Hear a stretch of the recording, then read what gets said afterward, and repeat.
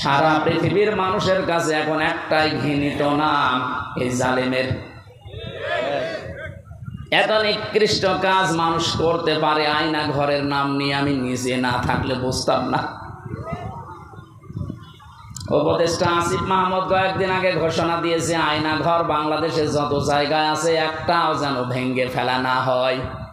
এটা রেখে দেন, সারা পৃথিবীর মানুষরা দুনিয়া এখানে আসবে দেখার জন্য যে বাংলাদেশে কি আছে, তারা যেন আয়না ঘর দেখে যায়। কিয়ামত পর্যন্ত পৃথিবীর মানুষেরা জানবে যে বাংলাদেশেও একজন জালেম ছিল। ওরা মনে করেছিল আল্লাহ আমাদের ভালোবেসেই দিয়েছে। সূরা আলে ইমরান 4 নম্বর পারার 12 নম্বর পৃষ্ঠা 7 নম্বর লাইনে আয়াতটি আছে। কাফেররা ধারণা করে যে আল্লাহ আমাদেরকে ভালোবেসে এগুলো সব দিয়ে রেখেছে। আমি যখন প্রথম গ্রেপ্তার হই ওই 11 সালে, ওসি সাহেব আমাদের থানায় নিয়ে বসে, হুজুর ক্ষমতার মালিক কে? আল্লাহ। আল্লাহ ক্ষমতার মালিক। সূরা আলে ইমরানের 26 নম্বর আয়াত পড়ে ব্যাখ্যা করেন। কি ব্যাখ্যা করব? উনি নিজে দেখলাম পড়লো, কুলিল্লাহুম্মা মালিকাল মুলকি তুতিল মুলকা মান তাশা ওয়া তুইজ্জু মান তাশা ওয়া তুযিল্লু মান তাশা। আল্লাহ পাক বলেন, নবী আপনি বলেন ক্ষমতার মালিক আমি আল্লাহ, যাকে ইচ্ছা দেই, যাকে ইচ্ছা ওখান থেকে নামিয়ে দেই। তো এখন যিনি আছেন তাকে তো আল্লাহ ভালোবেসেই দিয়েছে, আপনারা লাফালাফি করেন কেন? কথা তো ঠিকই, আল্লাহ তো দিয়েছে তারে, কারণ উনি যারে ইচ্ছা তারে দেয়, যারে ইচ্ছা নামিয়ে দেয়। এই ছেলে কথা বলো, কি কি কারণে? আর এখানে দাঁড়িয়ে কি দেখেন কি আপনি? আর এখানে বসেন না, বাড়ি চলে যান। যান, পেছনে চেল্লাচ্ছে মুরব্বী, দেখছেন না? এই সবাই আবার কয়বার বলা লাগবে আপনারে? আবার ওইদিকে যাচ্ছেন। এই ছেলে কোন দিকে তাকাও তুমি নিজে? সরো সরো, এখান থেকে সরো, সরো সরো সরো, তাড়াতাড়ি সরো। মাইকলা থাকলে যেন বসে থাকে।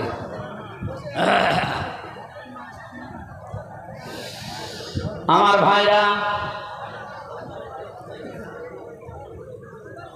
এই জন্য কোরআনে কারীম যারা আমরা শুনতে আজ এসেছি ইবাদত মনে করি, যেভাবে ইবাদত করা লাগে আমি আবার বলছি, আল্লাহ যেন ওইভাবে আজকের 1-1.5 ঘন্টা ইবাদত হিসাবে তিনি লিখে দেন। বলেন আমিন।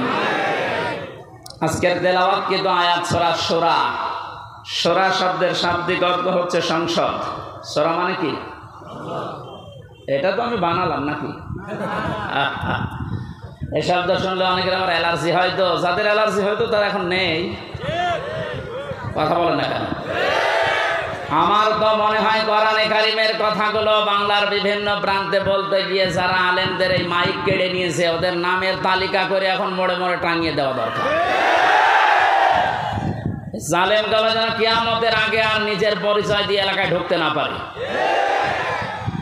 এখনো যদি কেউ বুঝে না বোঝার ভান করে কোন মুনাফিক আবার যদি এই কাজ শুরু করেন, আপনাকে আল্লাহ অপমান আরো বেশি করবে। কারণ আমির হামজা কথা বলছে ওর বাবার কথা সব নাকি বলেন? এই জন্য আমরা সতর্ককারী হিসাবে এসেছি। আল্লাহ আমাদেরকে নবীদের ওয়ারিস বানিয়েছেন। বিশ্ব নবী সহ যত নবী দুনিয়ায় ছিল সব নবী ছিল সতর্ককারী। আজকের আলোচনার বিষয় হচ্ছে সতর্ক। কি বললাম? আমাদের সতর্ক হওয়া লাগবে। আর এই জন্য এলাকার মানুষ মিলে এই আয়োজন দিয়েছে যেন আমরা সতর্ক হতে পারি। সূরা মানে সংসদ। 53টা আয়াত দিয়েছেন আল্লাহ, 5টা রুকু আছে।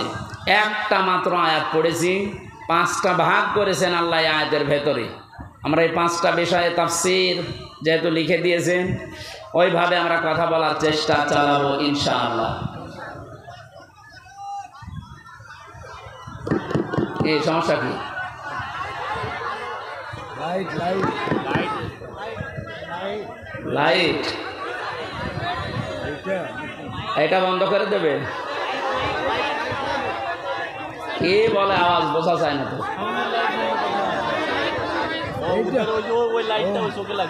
ওইটা এগুলোই মাগরিবের পর থেকে জ্বলছিল, এখন দেখেননি? কার মোবাইলের লাইট? পিছনে কে? হ্যাঁ, মোবাইলের লাইট কার? কয় এখানে লাইট কার? কি একজন বলেন, একজন বলেন, কি সমস্যা? কি বন্ধ? সামনের হ্যাসাং লাইট জ্বলে আছে, এই কারণে তো এতক্ষণ ছিল না জ্বলা।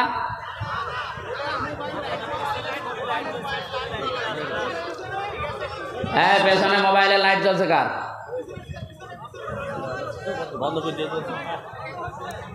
সুবহানাল্লাহ, আলহামদুলিল্লাহ, লা ইলাহা ইল্লাল্লাহ, সুবহানাল্লাহ। এ ফ্যান ঘুরছে, হ্যাঁ, এ তো রওশনের সাথে চাইতেও রওশনের সাথে লাগিয়ে দিলে চাইতে বেশি জোরে করবে।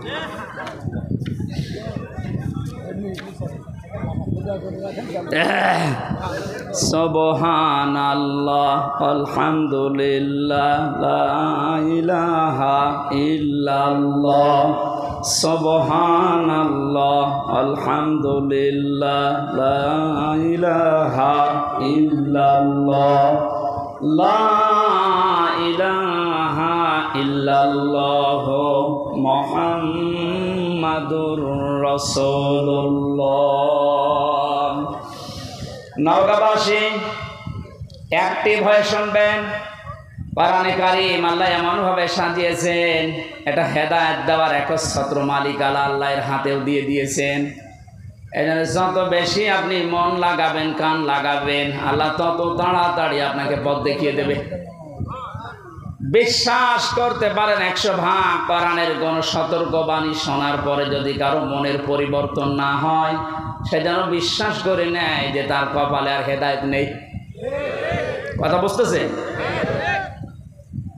আল্লাহ পাক বলেন, ওয়াকাযালিকা আওহাইনা ইলাইকা কুরআনান আরাবিয়্যান লিতুনযিরা উম্মাল কুরা ওয়া মান হাওলাহা।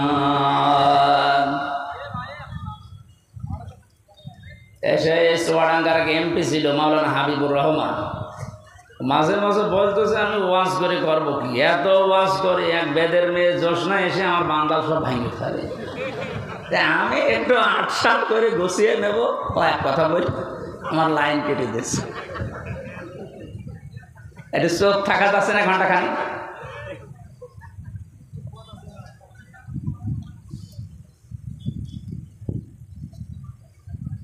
চারটা বড় বড় নিয়ামত আল্লাহর কাছে আমরা কথা বলছিলাম, উনি নিজে পছন্দ করেন, কিন্তু তার এই বান্দা বান্দিরা এটা পছন্দ করে না। 1 নম্বরে কন্যা সন্তান। সুতরাং মেয়েদেরকে যে ভয় দেখানো হচ্ছে, বিশ্বনবী ওই ভয়টা 1500 বছর আগেই কাটিয়ে গিয়েছেন। কথা বলেন না কেন? আপনারা সব করতে পারবেন, শুধু পর্দা এইটা মেনটেন করে আপনি সব করতে পারবেন, কোনো নিষেধ নেই আপনার। সুতরাং ডান বলেন, বাম বলেন, নাস্তিক বলেন আর যাই বলেন, যারা উল্টা পাল্টা ভয় দেখাচ্ছে, এগুলো তাদের নিজেদের স্বার্থে। আল্লাহ আমাদেরকে বোঝার তৌফিক দিন, বলেন আমিন। 2 নম্বরে মেহমান।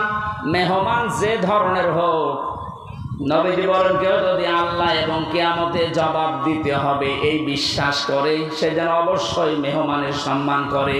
কারণ মেহমান যখন আপনার বাড়িতে আসবে, সে তার নিজের খাবার নিয়ে আসবে, আপনি শুধু আপ্যায়ন করার কারণে পুরাটা সাদগা দেওয়ার সওয়াব পাবেন। 3 নম্বরে বৃষ্টি, এটা মাঝে মাঝে আমাদের উপরে হচ্ছে, এটা আল্লাহর রহমত।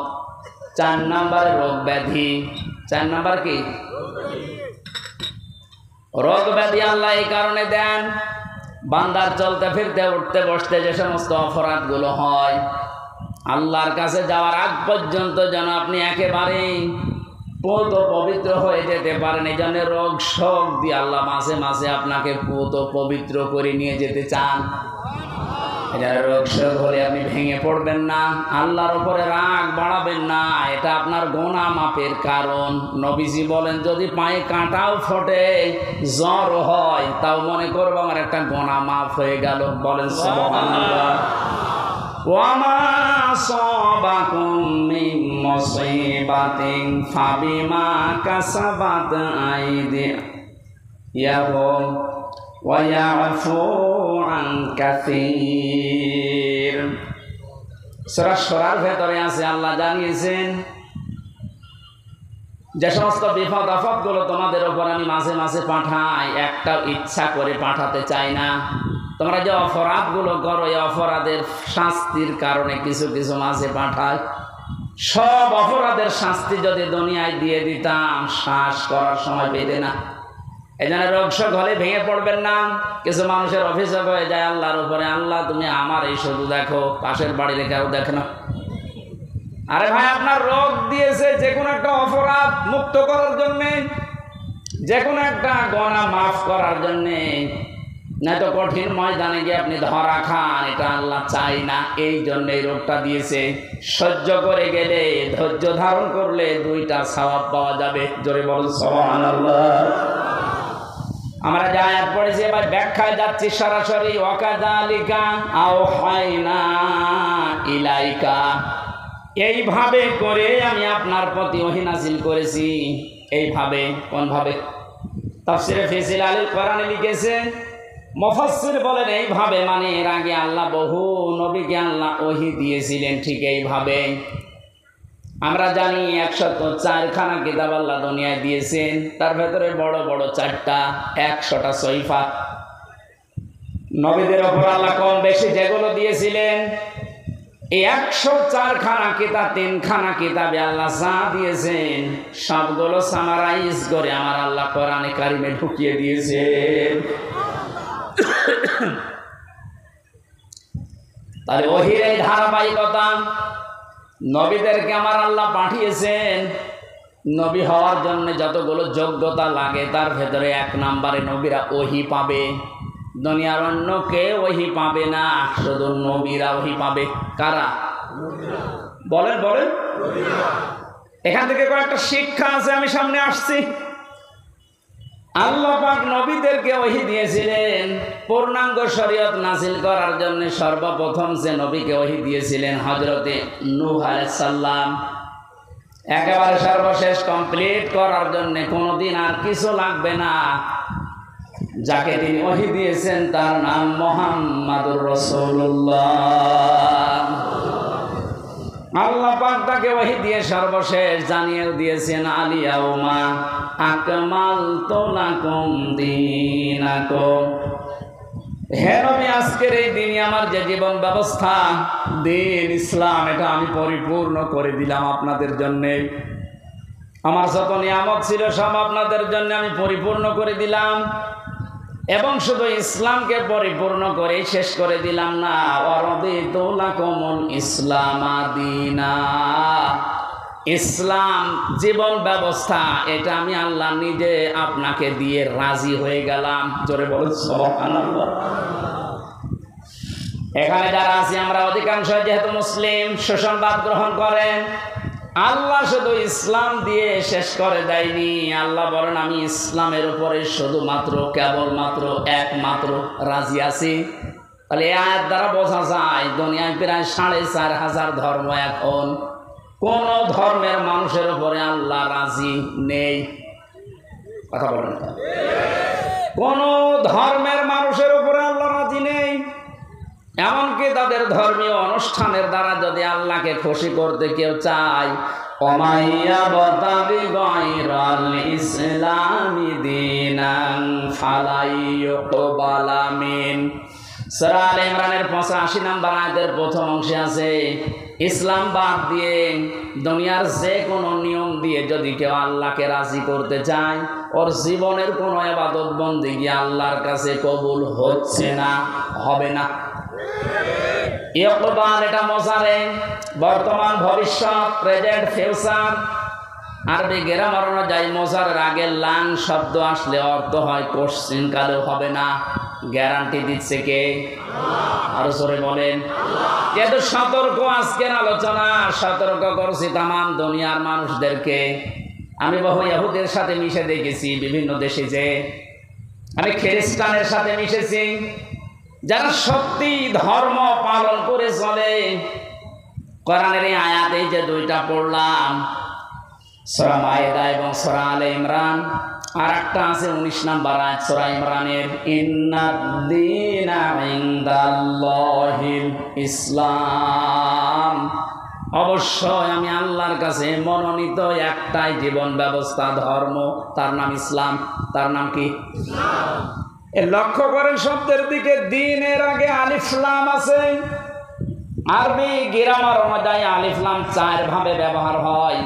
এখানে যেটা আছে একেবারে নির্দিষ্ট করার জন্য যে আলিফ লামটা, রব্বুল আলামিন জানাতে চেয়েছেন পৃথিবীর মানুষেরা অবশ্যই আমি আল্লাহর কাছে একটাই মাত্র জীবন ব্যবস্থা, ধর্ম পছন্দনীয়, গ্রহণীয়, সেটা নাম ইসলাম। ওই সমস্ত মানুষগুলো ধর্ম এত কঠিন ভাবে মেনে চলে। ইহুদিদের সাথে যখন আমি গাড়িতে যেতাম দেখেছি এত খাস পর্দা করে চলে, ওদের স্ত্রীদেরকে শুধু চোখ দেখা যায়, হাত মোজা পা মোজা পর্যন্ত পরা। খ্রিস্টানের সাথেও মিশে দেখেছি যারা সত্যি ধর্ম মেনে চলে, অ্যাক্টিভ। মুসলমানদের ভেতরে যারা প্র্যাকটিসিং মুসলিম একেবারে 100%, তারা যেমন খাস পর্দা করে চলে আমি ওইরকম পেয়েছি। কিন্তু ওদের ওই ধর্মের দ্বারা, ওদের ওই জীবন ব্যবস্থার দ্বারা আল্লাহকে রাজি করা সম্ভব না, কারণ ওগুলোর উপরে আল্লাহ রাজি নেই। যেহেতু পৃথিবীর সর্বশ্রেষ্ঠ এবং নির্ভুল কিতাব, সর্বশ্রেষ্ঠ সর্বশেষ নির্ভুল কোরআনে কারিম, এটা দিয়ে সতর্ক করলাম। যত জায়গায় আওয়াজ যাচ্ছে আপনি এখনো চিন্তা ভাবনা করে দরকার হয় ফিরে আসবেন, সময় এখনো আছে। কিন্তু মৃত্যুর গড়গড়ানি শুরু হয়ে গেলে তখন কিন্তু আর তওবাও কবুল হবে না। আশা করে সতর্কবাণীটা আপনি মানবেন। আর আমাদের জন্য সুসংবাদ, দুনিয়া আখিরাতে কিচ্ছু না পাই, ইসলাম পেয়েছি, মানতে পারি আর না পারি। কথা বলে না, হয়তো 100 মানতে পারি না পারি পুরো নিয়মটা, কিন্তু ইসলাম আমি জীবন ব্যবস্থা হিসাবে পেয়েছি, এই জন্য আমি খুশি। আন আব্বাস রাদিয়াল্লাহু তাআলা আনহু قال, একটু দিকে তাকান, মান যাকা তামাল ঈমান মান রাদিয়া বিল্লাহি রাব্বা ওয়া বিইসলামি দীনা ওয়া বিমুহাম্মাদির রাসূলিল্লাহ সাল্লাল্লাহু আলাইহি সাল্লাম নাবিয়্যা ওয়া রাসূলা। রাওয়াহু মুসলিম। আল্লাহর নবী জানিয়েছেন পৃথিবীর প্রতিটি জিনিসের আলাদা আলাদা স্বাদ আছে। ঈমান যদি কেউ আনে আর মনে করে আমি স্বাদ পেতে চাই, ঈমানেরও স্বাদ পাওয়া যায়। ঈমানের স্বাদ আছে না নেই? ঈমানের স্বাদ যদি না থাকবে, পৃথিবীতে মানুষ ইসলামের জন্য এত কোরবানি দেবে, এত কষ্ট সহ্য করবে কোন কারণে? অবশ্যই ঈমানের স্বাদ আছে। ঈমানের স্বাদ পাওয়ার জন্য এখানে 3টা পয়েন্ট আমরা পেয়েছি। যে ব্যক্তি আল্লাহকে রব পাওয়ার পরে খুশি হয়ে গেছে, মুহাম্মদ রাসূলুল্লাহকে একমাত্র আদর্শ পাওয়ার পরে খুশি। 3 নম্বরে দিন বা জীবন ব্যবস্থা হিসাবে ইসলামকে পেয়ে যারা খুশি, এই মানুষগুলো ঈমানের স্বাদ পেয়েছে। ঈমানের স্বাদ পাবে তা না, মান যাকা, এটা মাঝি অতীতের শব্দ, পাস্ট। আল্লাহ জানাতে চেয়েছেন নবীজির মাধ্যমে যে মানুষগুলো ঈমানের স্বাদ পেয়েই গেছে। আপনি এখন মিষ্টি খেলে স্বাদ পান, তেঁতুল খেলে আর একটা স্বাদ পান। পৃথিবীতে সর্বশ্রেষ্ঠ দামি জিনিস আমাদের কাছে ঈমান, এর স্বাদ পাওয়া যাবে না? এই স্বাদ যদি সত্যি সত্যি কেউ পেতে চায়, ইসলাম বাদ দিয়ে পৃথিবীর কোন ধর্ম সঠিক এ কথা বলাও তার জন্য জায়েজ নেই। যদি আজ অনেকে উদারতার পরিচয় দিতে গিয়ে বলছে না পৃথিবীর সব ধর্ম সঠিক, ইসলাম একটু বেশি সঠিক, এ কথা বললে আপনার ঈমান নষ্ট হয়ে যাবে। কারণ দিনের আগে আল্লাহ আলিফ লাম খেলা করার জন্য দেয়নি। আমার কথা বুঝতেছেন? আমি সেদিন মান্দা কোন জায়গায় এসে বলেছিলাম যে ওযু করলে মানুষের ওযু ভেঙে যায় 7টা কারণে, নামাজে দাঁড়ালে নামাজও ভেঙে যায় 19টা কারণে, হজ করতে গিয়েছে যারা হজও ভেঙে যায়, রোজা রেখেছে যারা রোজাও ভেঙে যায় 2টা কারণে। এরকম প্রত্যেকটি ইবাদতের নষ্ট হওয়ার পেছনে কিছু না কিছু কারণ আছে। কথা বলেন না? সবচাইতে দামি যেটা তার নাম ঈমান। এটা না হলে আপনি জান্নাতের দরজার কাছেও যেতে পারবেন না। এই ঈমানও মানুষের ভেঙে যায়, নষ্ট হয়ে যায়। 10টা কারণ পেয়েছে কোরআন হাদিসে, এই 10টা কারণে মানুষের ঈমান ভেঙে যায়, নষ্ট হয়ে যায়। তার ভেতরে 9 নাম্বার কারণ এইটা যে মানুষ পৃথিবীর সব ধর্মকে সঠিক মনে করে, তার ঈমান নষ্ট হয়ে যায়। সোশ্যাল সমাজের ভেতরে উদারতার পরিচয় দিতে গিয়ে আজ অনেককে এরকম উল্টা পাল্টা বোঝাচ্ছে খ্রিস্টান আর ইহুদিদেরকে খুশি করার জন্য। আমি কথা বোঝাতে পেরেছি? এই জন্য আমাদের আফসোস, দুঃখ, কোনো কিছুই নেই, কিচ্ছু না পাই। জীবন ব্যবস্থা হিসাবে আমরা পেয়েছি ইসলাম। কি পেয়েছি? আরো জোরে বলেন। নবীজিকে আল্লাহ জানিয়েছেন যে এইভাবে যত নবীকে আমি আল্লাহ ওহী দিয়েছিলাম নবী হওয়ার যোগ্যতা অর্জন করার জন্যে, তার ধারাবাহিকতায় আপনাকে আমি দিলাম ওহী। কে দিয়েছি আপনার ওহী? কোরআনান আরাবিয়্যা। আপনাকে আমি দিয়েছি আরবি ভাষায় কোরআন। কোরআন কোন ভাষায়? সবাই বলেন। এখানে আমার একটা সতর্কের বিষয় আছে। আমার আগে যিনি আলোচনা করছিলেন কি জানো না? নুরুল আমিন। ওনাকে সহ বহু আলেমের মুখে এখন আমি কোরআনে কারিম এখনো পর্যন্ত অশুদ্ধ শুনতে পাচ্ছি। এটা আফসোসের বিষয়। উনি অবশ্যই টাইটেল পাস বা কামিল পাস করেছেন, এত মাওলানা আগে লেখা আছে কোন কারণে? মাওলানা মানুষের তেলাওয়াতের হাল সিরাত যদি এরকম হয়, বাকি যারা বসে আছে তারা তো আল্লাহর ওলি না। আমি কোনো অপমান করা, ছোট করার জন্য বলছেন। আমি শুনছিলাম বসে বসে, সেই জন্য তেলাওয়াত হবে না এভাবে। সর্বোচ্চ 8-10টা কায়দা লাগে গ্রামারে। তাসবিহের 8টা-10টা কায়দা একটু ভালোভাবে আয়ত্ত করতে পারলে আপনি কোরআন শুদ্ধ করে পড়তে পারবেন। এটাকে নফল না ফরজ? ফরজ, নামাজের মতো ফরজ। নামাজ যতগুলো কারণে ভেঙে যায়, তার প্রথম কারণে কেউ যদি কোরআন অশুদ্ধ পড়ে, উনি যেভাবে পড়েছে তেলাওয়াত করছিল, ওটা যদি নামাজে পড়ে ওনার নামাজ হবে না, কারণ অর্থ পাল্টিয়ে গেছে। যেখানে এক আলিফ টান নেই এমন টান দিয়েছে মনে হচ্ছে এখান থেকে গোদাগাড়ি পর্যন্ত।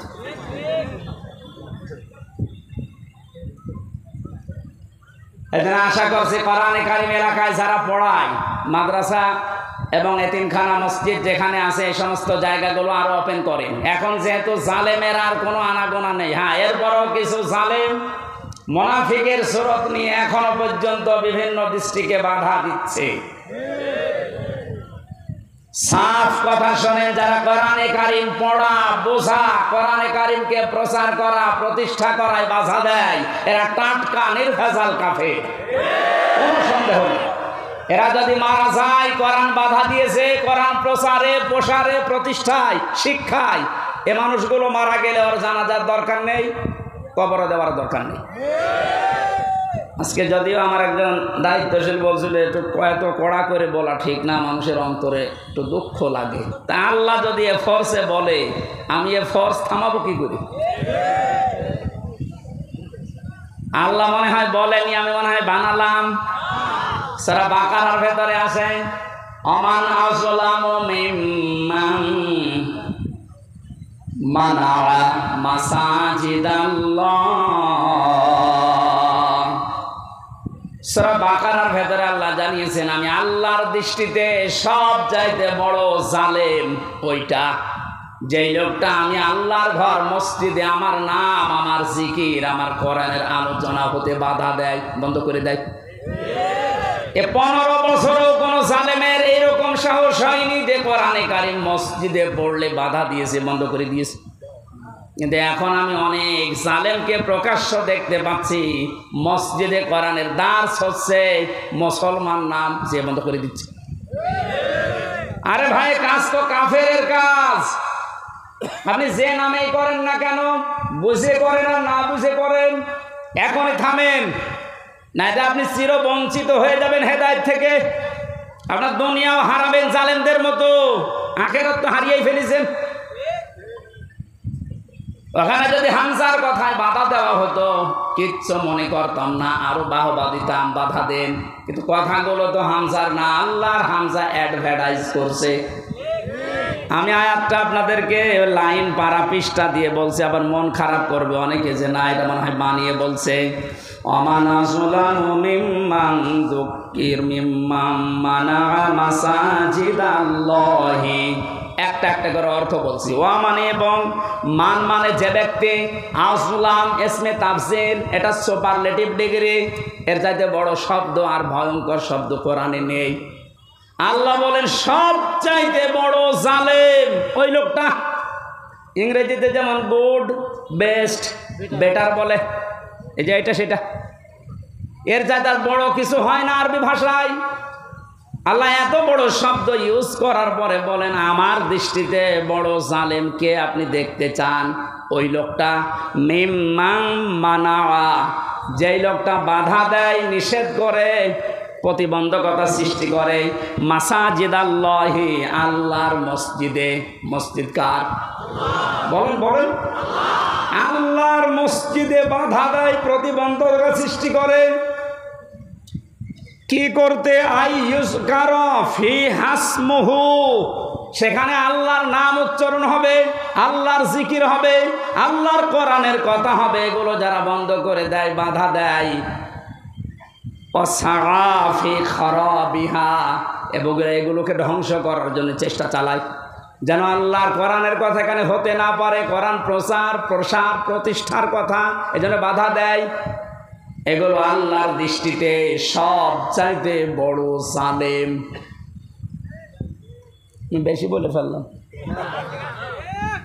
এটাকে বাংলাদেশে এখন পাওয়া যাচ্ছে না, আপনি সতর্ক হন। কত বড় শব্দ দিয়েছেন দেখেছেন আল্লাহ আপনার নামে। 15 বছরেও জালেমেরা এই সাহস পায়নি অন্তত মসজিদে আল্লাহর কোরআন বন্ধ করে দেওয়া। কিছু জায়গায় পেয়েছিলাম, এখন এইগুলো যারা করছেন আপনি আশা করছি সতর্ক হবেন ভাই, এটা আপনার কপাল কিন্তু আগুন লেগে যাবে।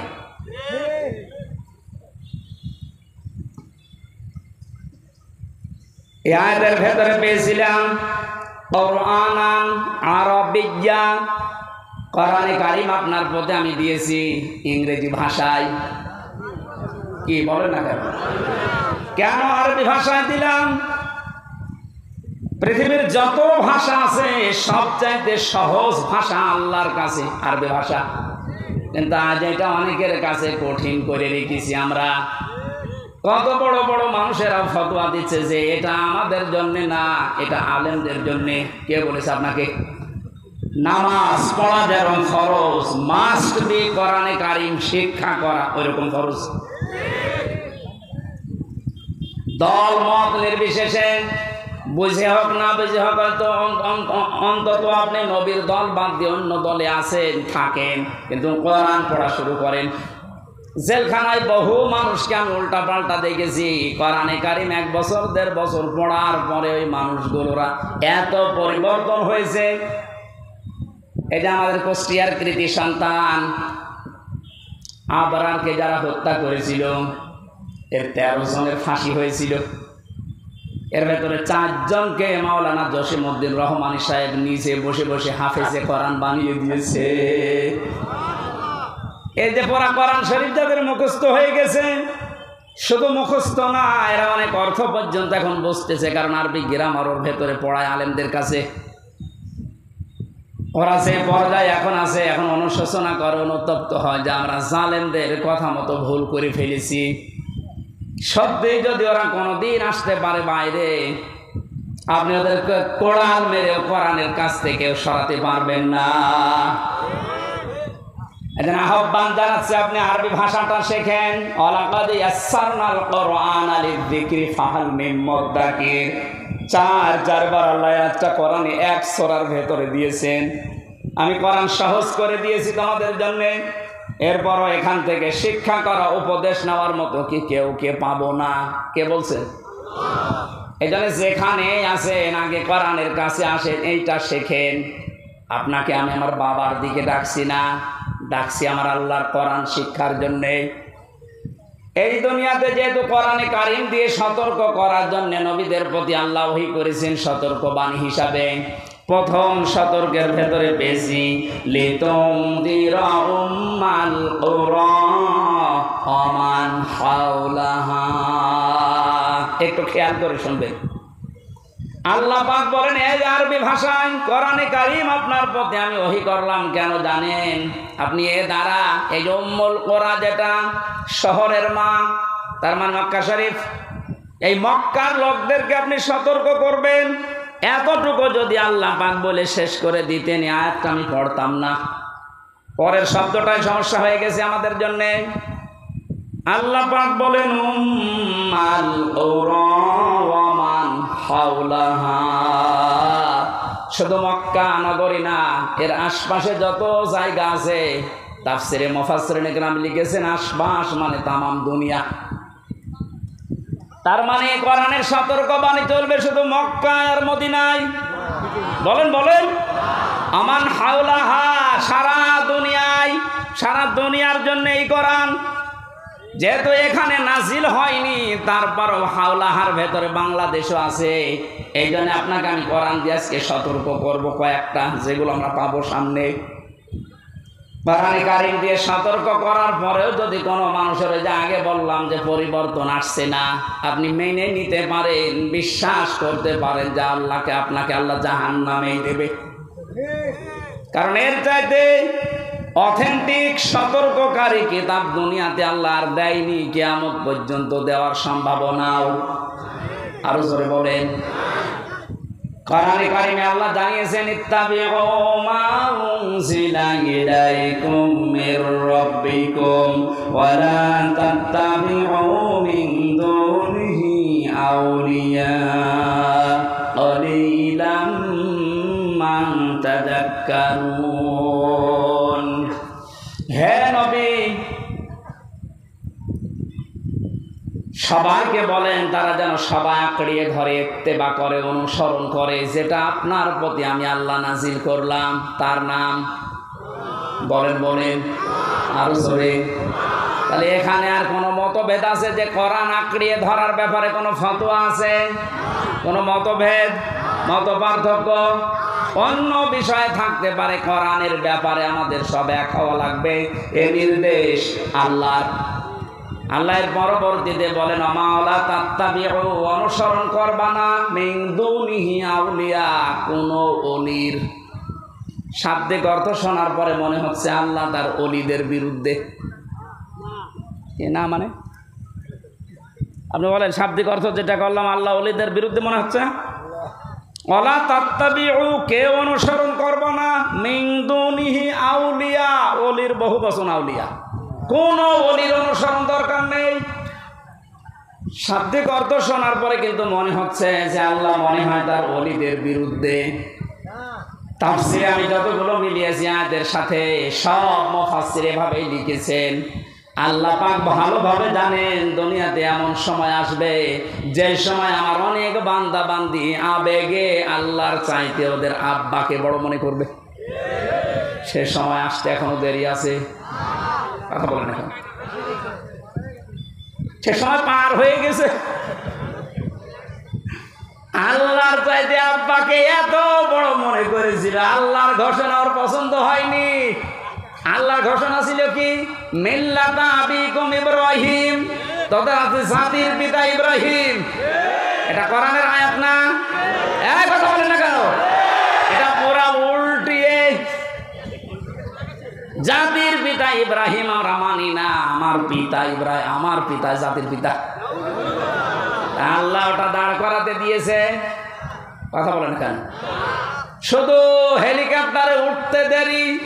আমি তো দেখতাম সময় ছাদের উপরে থেকে দেখছিলাম, একজন আমারে বলছে কিছুক্ষণ পরে সেনাবাহিনী বসেছে, ঘোষণা আসবে।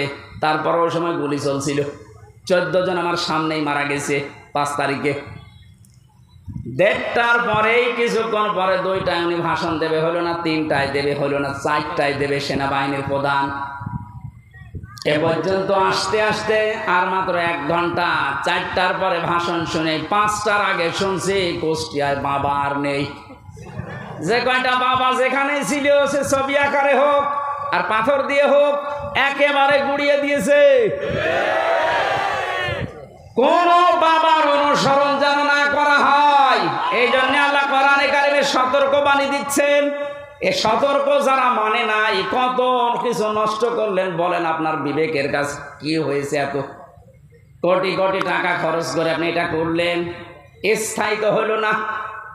ঘন্টা ব্যাপী সময় লাগে না, যে যেটা দিয়ে পেরেছে ভেঙেছে। অনেকে ভাঙতে না পারলে পোশাক করেছে। আমি কাবা শরীফে যখন তাওয়াফ করছিলাম, ওপরে ওঠার পরে আমার পেটে হঠাৎ ব্যথা। এক পুলিশকে জিজ্ঞাসা করলাম, ভাই এতক্ষণ তো ভালোই ছিলাম, 7 চক্কর দিলাম, কিছু হইল না, এ কোন জায়গায় আসলাম, পেটে ব্যথা করছে। পুলিশ আমারে বলছে, ইয়া হাজিউল হুজ্জা দায়না বিলা দোকান, ও হাজিবাদ দেশ কোথায়? যে তুমি বাংলাদেশ থেকে এসেছি। ওনার ভাষা দিয়ে আমারে বলছে, আপনি জানেন না এটা কোন জায়গা? না তো। আবু জেহেলের বাড়ি।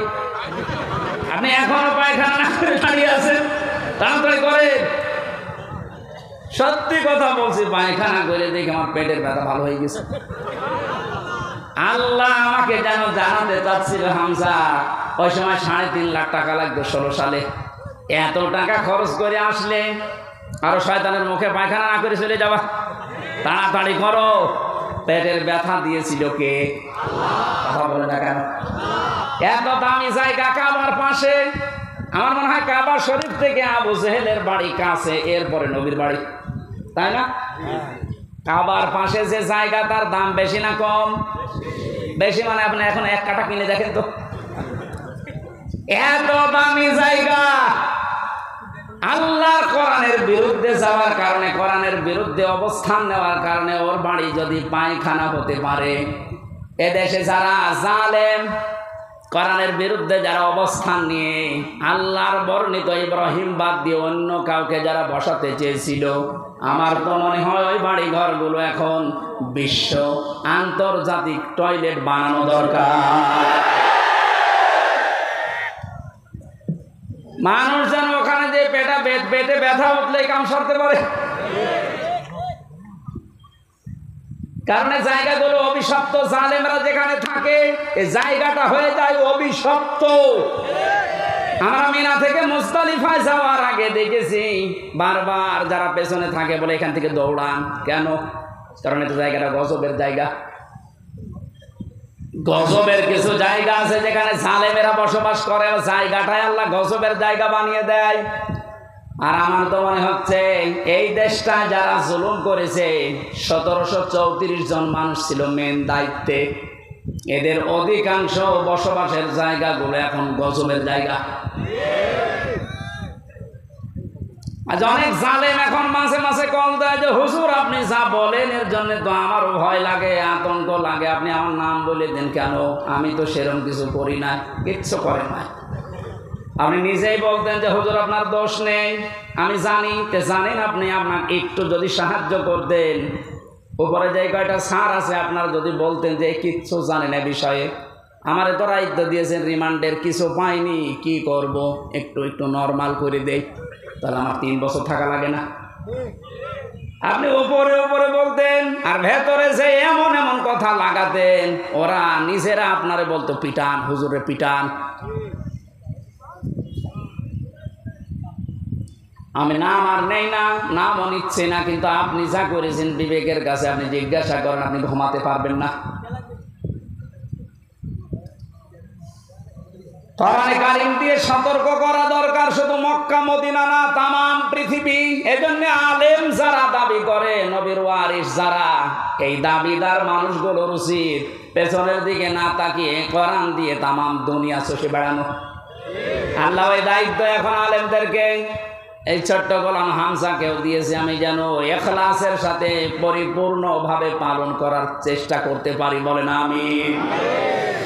আল্লাহ রাব্বুল আলামিনের পরে জানিয়েছেন ওয়াতুনদিরা ইয়াউমাল জামিঈ লা রাইবা ফীহি ফারিকুম ফিল জান্নাতি ওয়া ফারিকুম ফিস সাঈর। এখানে দুইটা তথ্য আছে।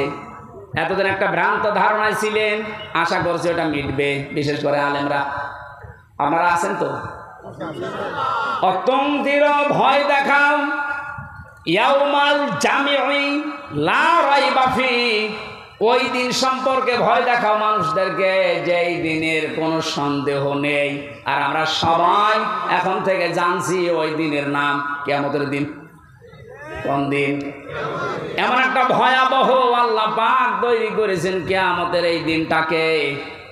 রব্বুল আলামিন বলেন ওয়ালা ইয়াসআলু হামীমুন হামীমা। সেই দিন বন্ধু বন্ধুর সামনে প্রশ্ন করবে, ইউবাসসারুনাহুম, তাদেরকে যখন দৃষ্টিগোচর করা হবে এর সামনে ওকে, এই সামনাসামনি যখন মানুষ আসবে, লাউ ইয়াফতাদি মিন আযাবি ইয়াউমিযিন বিবানি, আল্লাহর কাছে নিজের সন্তান পর্যন্ত দিয়ে বলবে, আল্লাহ এটা আমি দিয়ে দিলাম, আমারই মুক্তি দাও, এইটা মুক্তিপণ। এটা কি? জেলখানায় থাকাকালীন এই সাবজেক্টটা আমাকে পড়িয়েছিল এটিএম আজহার সাহেব, উনি এখনো ভেতরে আছে। আমার একবার ডাক দিয়ে বলছে, হামজা তুমি তো বিভিন্ন বই পড়ো, বাইরে তো যাবা চলে, এক কাজ করো, প্রোডাক্টিভ মুসলিম আমার কাছে আছে, এই জেলার আর সোপার হিন্দু, ও আসলে বই কেড়ে নিয়ে চলে যায়। তোমার দ্বারা যেহেতু প্রচার হবে জাতির ভেতরে, বইটা নিয়ে যাও, এই যে এই চ্যাপ্টারগুলো পড়ে মানুষকে শোনাবা। তার ভেতরে মুক্তিপণ এটা ছিল। ওটা যখন পড়ছিলাম আমার মনে হচ্ছে কিয়ামত আমার সামনে আল্লাহ তুলে ধরেছে। আমি দেখে দেখে বলছি কোরআনে কারীম, আল্লাহ রাব্বুল আলামিন বলেন, লাউ ইয়াফতাদি মিন আযাবি লাউ ইয়াবাদুল মুজরিমু লাউ ইয়াফতাদি মিন আযাবি ইয়াউমিযিন বিবানি। এটা কিয়ামতের সতর্কবাণী আল্লাহ শোনাতে বললেন। কেন? কারণ এই ময়দানে মুক্তিপণ হিসাবে মানুষ তার সন্তানকে দিতে চাইবে। আয়াতটা পড়ার পরে আমার ওই ছোট মেয়েটার কথা মনে হচ্ছিল। ওরা আমি 7-8 মাস রেখে এসেছিলাম, এখন বয়স প্রায় 4 বছর। মাঝে মাঝে ওর কথা মনে হতো। আমি যেহেতু যোগাযোগ বিচ্ছিন্ন ছিলাম, ভেতরে কোনো যোগাযোগ ছিল না। ফাঁসির কন্ডেম সেলের ভেতরে 24 ঘন্টা তালা লাগানো, এদিকে 2.5 হাত, এদিকে 3.5 হাত, 24 ঘন্টা মনে হতো জিন্দা কবরে বসে আছি। যখন এই বইটা পেয়ে আয়াতটা মিলাচ্ছিলাম, আল্লাহ কিয়ামতে কি এমন তৈরি করবা যে আমার ওই ফারিহাকেও তোমারে আমার দিয়ে দেওয়া লাগবে, যে আল্লাহ মুক্তিপণ দিলাম। না, এটা আমার বিশ্বাস হচ্ছে না। কি এমন সালসালা অবস্থা পয়দা হবে, আপনি নিজের সাথে এবার মিলান তো, যে আমার মতো হামজা, আমার সবচাইতে প্রিয় যেটা আল্লাহ রসুলের পরে, আমার মা বাবার চাইতেও আমার কাছে প্রিয় এই ফারিহা, ওরে পর্যন্ত বলা লাগবে আল্লাহ একেও দিয়ে দিলাম, তুমি আমারে বাঁচাও। আল্লাহ এতটুকু শেষ করেননি। আপনি কথা শুনতে যেমন সহজ মনে হচ্ছে, বাস্তবে কি প্র্যাকটিক্যাল লাইফে এত সহজ হবে এটা? সব চাইতে আমি বললাম আল্লাহ রসুলের পরে আমি পৃথিবীতে সব চাইতে বেশি ভালোবাসি আমার ছোট মেয়েটাকে। বড়টার প্রতি অত মহব্বত এখন আর নেই, ছোটটার প্রতি যত বেশি। অথচ আল্লাহ বলেন, বিবানি তোর এই ফারিহাকেও বলবি যে আল্লাহ দিয়ে দিলাম, তুমি আমারে বাঁচাও, এর যা করবা করো। বাস্তবে আপনি দেখেননি এই বন্যায় কত মানুষ ভেসে যাচ্ছে, অথচ নিজের 2 মাস 5 মাস 1 বছরের বাচ্চাকে বুকের উপরে নিয়ে নিজে ভাসতে ভাসতে মরে গেছে। বাচ্চা বেশি আছে, এই কথা বলছেন। এত বড় কঠিন বন্যায় নিজের জীবন দিয়ে দিল, তাও বাচ্চাকে বাঁচিয়ে রেখেছে তক্তা হয়ে। আর আল্লাহ বলেন, না এমন অবস্থা করব তোর ওই ফারিহাকে বলবে আল্লাহ তুমি তাড়াতাড়ি এনে নাও, আমারে বাঁচাও। অসাহিবাতিহি ওয়া আখি, সাহেব শব্দের 2টা অর্থ হয়, 1 নম্বরে স্ত্রী, 2 নম্বরে বন্ধু বান্ধব। ওয়া আখিহি, এবং তার ভাই। এই ভাই মানে শুধু আপন ভাই না, এ ভাই মানে দলীয় ভাই আছে। দলীয় ভাই দেশে নেই? এক কথা বলেন না কেন? বড় ভাই আছে, মেজ ভাই আছে, ছোট ভাই আছে। ঘর বানাতে যাবেন, এক দল এসে বলবে বড় ভাই পাঠিয়েছে। না, এই রাজশাহীর নওগাঁ এসব নেই? আমার কোস্টিয়াম এটা ছিল, আমি যখন বাড়ি আরম্ভ করছিলাম ওই 19 সালে, একদল এসে বসে বড় ভাই পাঠিয়েছে মিষ্টি খেতে দেন, দিলাম। কিছুদিন পরে এসে বলছে ছোট ভাই পাঠিয়েছে মিষ্টি খেতে দেন। ভাই কত তোমাদের? আল্লাহ বলেন কে আমাদের ওই কঠিন দিনে যেটা সম্পর্কে সতর্ক করতে বলছি নবী, ওই দিন সে তার এই ভাইকে পর্যন্ত যত রকমের ভাই বলবে আল্লাহ দিয়ে দিলাম, এদেরকে নেন, আমারে বাঁচান।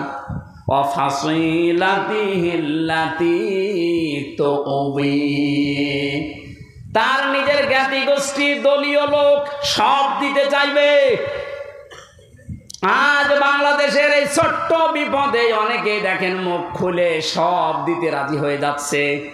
কালকে একজনকে শুধু ডিম দেয়নি, শুধু ডিম দেখিয়েছে, তাইও বলছে আমার যা আছে সব নিয়ে যান, ডিম দেবেন না।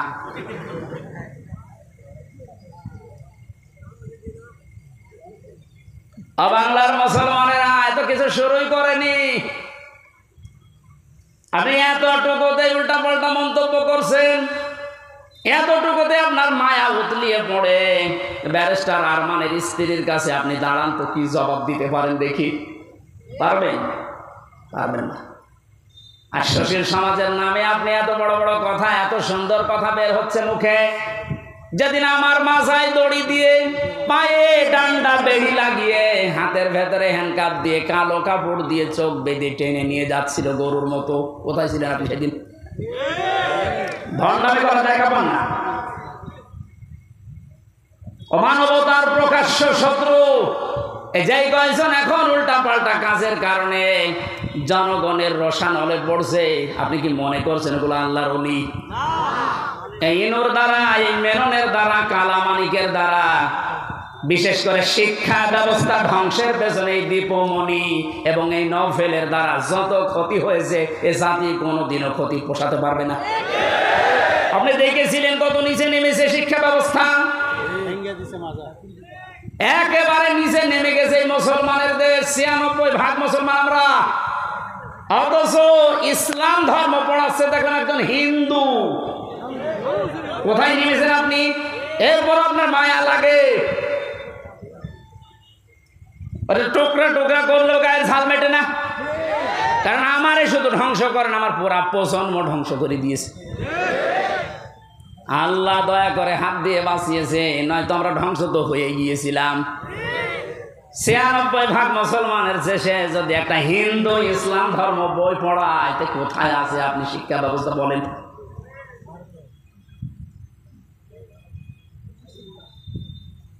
একটু শুধু উপর দিয়ে একটু ডিম মারে, এই আপনার সহ্য হয় না। আর আমার মাথায় দড়ি দিয়ে যে ছাগলের মতো টেনে নিয়ে গেল, তখন আপনার সহ্য হলো কি করে?